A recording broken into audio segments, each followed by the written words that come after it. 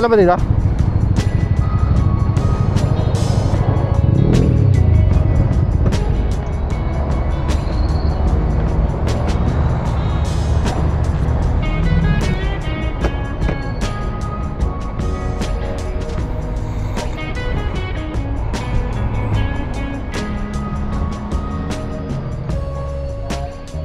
Morning.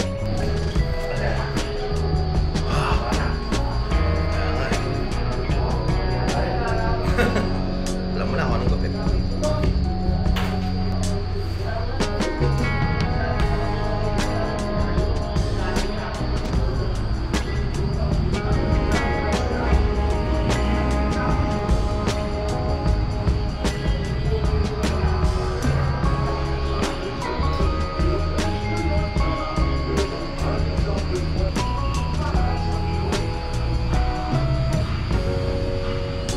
Maramili ka manood ng mga video-video sa Facebook na o YouTube.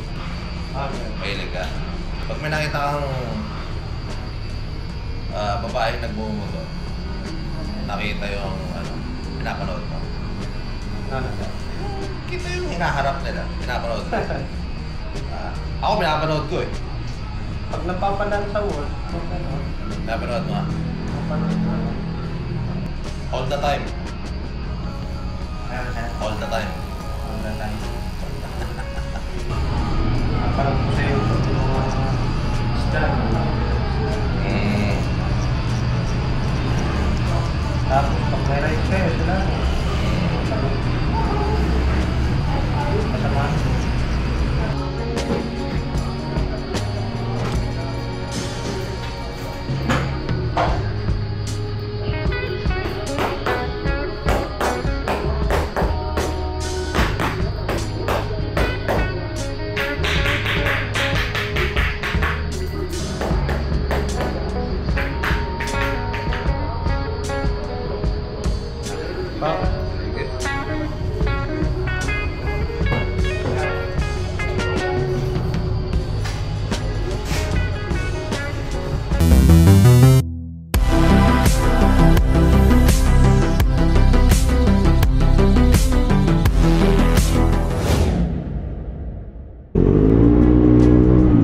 We all heard about the term Thai content.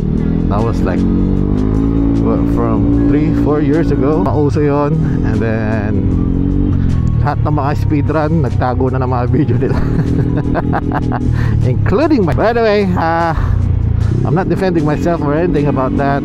But you know, alam niyo naman, hindi na ako all about that. Kahit may firebleed ako, kahit may mga 1000cc akong motor, I'm done with all that shenanigans. I'm all about chill, vlog with the wife, kung ano man ang maisip ko. Alam ko it's not as interesting as before, you know, going 200, 210, 250. I'm done with all that shit. I'm sorry to say, sa mga nanonood sa akin, hindi nyo na nakikita si Arriba. Pero siguro once in a while nandyan siya, pero that's probably what 10% of my content now. Depende pa rin sa situation. I'm not here to talk about that. As you heard kanina naman, diba? Yung sabi ko sa barbero ko, what if scrolling siya sa Facebook, narinig nyo naman kanina. Pwede content naman tayo ngayon. Been quiet about that since everyone's saying that. I'm here to give you guys my 2 cents about that. Ang content kasi na yan is a double-edged sword kind of situation. Kayong mga lalaki, hindi nyo naman pwedeng sabihin, including myself, hindi nyo matatanggal sa sarili nyo, or hindi nyo may iwasan when you come across that kind of content sa mga social medias nyo. Depende kung katabi nyo asawa nyo or what not, napapatuwa kayo, ganyan-ganyang old school shit. Para sa akin kasi, my personal opinion, I like it. I mean, it's in the nature of the man na tawag dito, I enjoy yung mga ganun. Not to the extent na babastusin nyo na yung babae or something. Kasi may magsasabi rin, ba't kasi nagbibis yung ganyang babae? Siyempre, ma-attract yung mga lalaki na bastusin siya, ganyan-ganyan.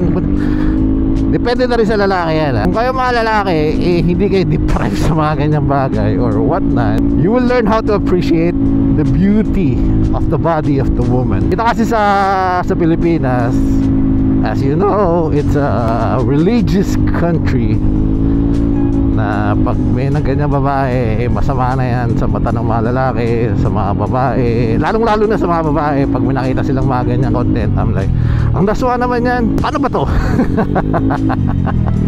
Hindi kasi ako babae. Kumbaga, ang perspective lang na kaya kong ibigay sa inyo is yung perspective ng lalaki. Hindi naman lahat ng lalaki is the same as perspective ng sa akin. Kasi they grew up in a household na ganun nga, ganun ang turo sa kanila. Meron din mga household na open-minded. Sa akin kasi, it's a thing of beauty. Maliban na lang ha, when it involves riding a motorcycle. Ganun lang yung gear nila, wala silang proper gear, riding jacket and all that. Pero pwede pa naman silang mag-jacket. Buksan lang nila yung ano, para you know, riding a motorcycle na wala kang proper gear. It's a thing of beauty, pero you gotta think about, you know, what if something happens? Like they say, dress for the occasion, dress for the crash. Yun yung term sa pagmumotor. You gotta always anticipate, prepare yourself for a crash. And I don't think a tank top or a spaghetti strap will do the job. Oh, sorry. Is that it? For the views. At saka in the defense of the girl content naman, if that's how, sa ganong paraan sila makakakuha ng mga viewers, then you know, why not? If they have the body to talk or to prove, or you know, kung may katawan naman sila na pwede nilang, you know, to get your attention, then why not? Wow, ganun, gagawin ko rin yun eh. Gagamitin mo yung asset na meron kayo, na you think or you know that will work. And sa mga girl content creators na ganon, if that's how they can get the attention of the viewers, then why not?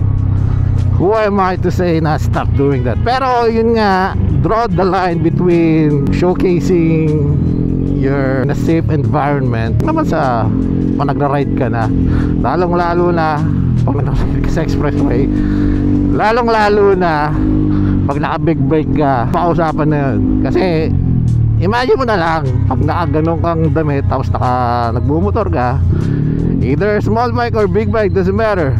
What if sumubsub ka or something, tapos naka-expose yung mga God-given precious mo, iba yung narito. Ako magasgasan yan, di ba? Di, wala na. Hirap pa naman tanggalin ang gasgas sa skin, lalong-lalo na sa mga sensitive part. That's all I'm saying. Kasi baka naman isipin nyo, napaka-ano naman nito, napaka-perv naman nito, napaka-manyak. Walang pagiging manyak dun, no? The world that we're living in now, you gotta be open-minded about certain things. There's nothing wrong about being a conservative. You know, if that's you, then that's you. I respect that. If you're an open-minded, great. I respect that also. Pero you gotta look around you. You gotta learn how to adapt, maybe. Or if you can't adapt to it, if you have something to say or not good to say, just, you know, I don't know, keep it to yourself. I mean, alam nyo naman yung term na you're entitled to your opinion. Pero to degrade the human being, hindi naman na yata tama yun. That's out of line. People gotta do what they have to do to earn a living. Just to be clear, I'm talking about the lady content creators that involve motorcycle.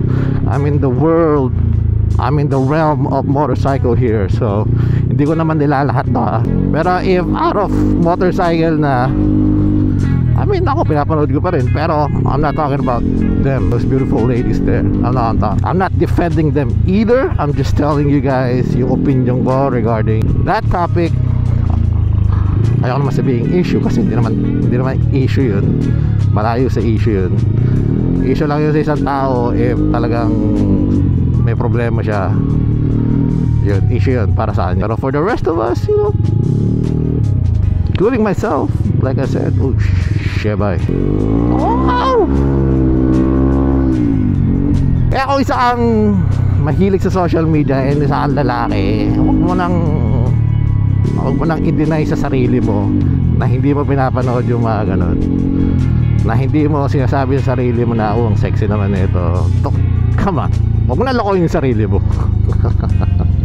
Aaminin ko, ganun ako in terms of na-appreciate ko yung ganda ng katawan ng babae, kasi ganun ako kay Lastog eh. Ina-adore ko yung katawan niya talagang. I mean, I tell her she's sexy in so many kind of ways. Pero pagdating sa pagmumotor, ayun na, cover them up, yo. I'm not telling her that to cover them up para hindi makita ng ibang tao. I'm simply telling her to cover them up for protection. Always keep in mind, always dress for the crash. Always. Don't take my word for it right now kasi naka-jersey. For those lady content creators or motovlog, and I don't know if that's a term anymore, but if you're a lady content creator who's revolving around motorcycle and showcasing your God-given body, then just make sure, when you ride, cover them up, protect them up. Yun lang naman, wala lang.